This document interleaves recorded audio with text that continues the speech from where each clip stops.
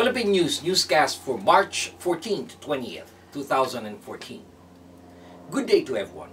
Magandang araw po sa inyong lahat and welcome to the website of Philippine News. These are our stories for the day.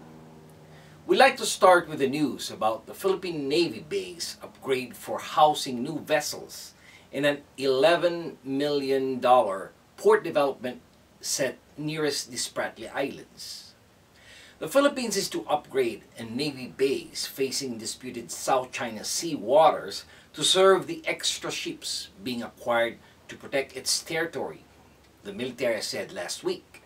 The military would build a 500 million peso or $11 million port at Ulugan Bay in Palawan, the Philippine military base nearest to the Spratly Islands. It is being programmed for capability upgrade as it is needed to be developed to house the big vessels of the Navy. President Benigno Aquino is set to visit this base this coming 20th of May to launch the upgrading. The base on the west coast of Palawan is the headquarters of the naval forces guarding the waters on the west of the archipelago. In recent years, the Philippines has been acquiring naval vessels to create what the government describes as credible deterrent to protect its territorial integrity. The Navy has acquired 2 refurbished American Coast Guard frigates in the past 2 years, and they now lead the patrols in the South China Sea. The Navy wants to acquire up to 6 more to guard the country's long coastline effectively. In 2012, the Gregorio del Pilar, one of the 2 refurbished frigates, confronted Chinese ships on the Scarborough Shoals, a small outcrop just off the coast of the country's main island of Luzon. China claims nearly all of the South China Sea, including waters near the coast of its neighbors. Next in line is the news about 12 people slain in communist rebel attacks in the Philippines.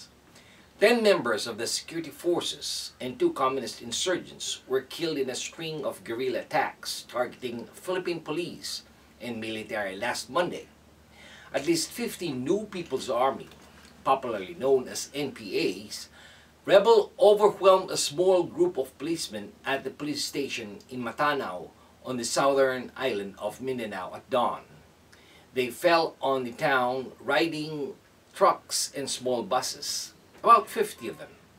30 minutes later, other rebels also attacked a local military detachment, but they were not successful. 2 policemen were killed and 3 others wounded in the raid on the police station itself, while the 2 raiders, both wearing military uniforms, also died. One of the 3 persons wounded later died at the hospital. 7 soldiers died and another 7 were wounded about 5 hours later when their vehicle triggered a roadside bomb as they pursued the retreating rebels. The rebels stole 10 firearms from the police armory in Matanao. The military says that the guerrillas' armed forces is down to about 4,000 fighters from more than 26,000 in the late 80s.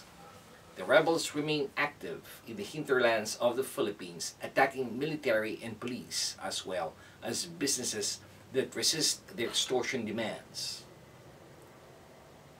This time we tackle the news about the Philippine doctors blasting the branding which the BIR ads says that medics cheat on taxes.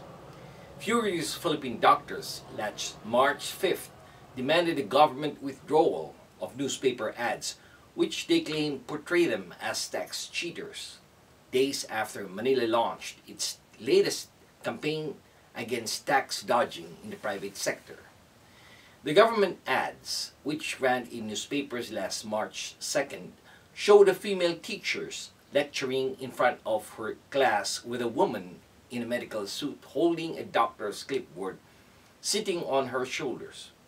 According to the caption, below this picture, "When you don't pay taxes, you're a real burden to those who do."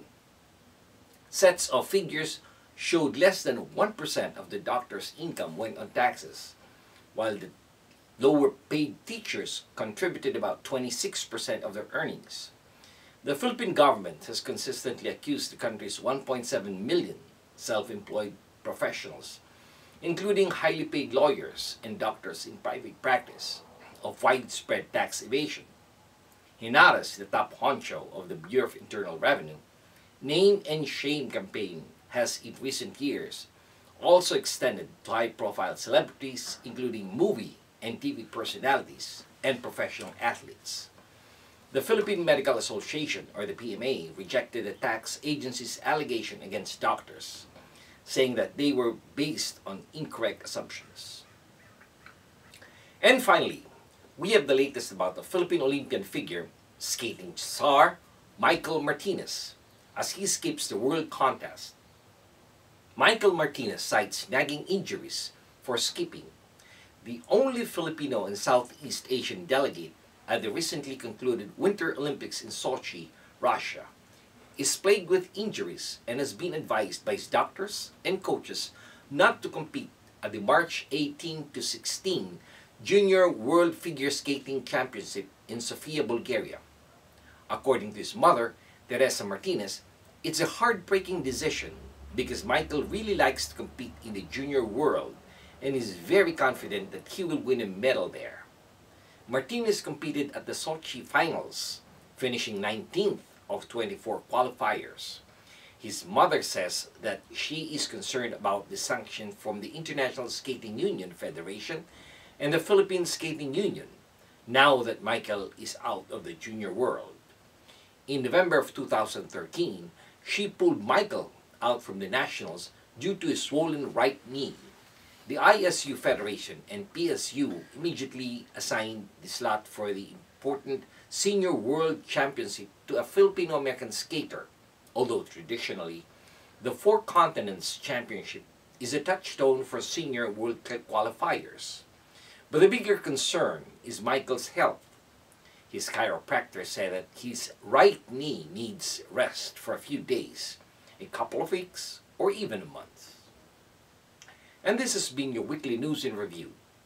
This news has been brought to you by the premier Filipino-American newspaper right here in the United States, the Philippine News. On behalf of the management and staff of the Philippine News, this is David Rodriguez signing off and thanking everyone for watching. Maraming salamat po. Have a wonderful weekend. Mabuhay po sa inyong lahat.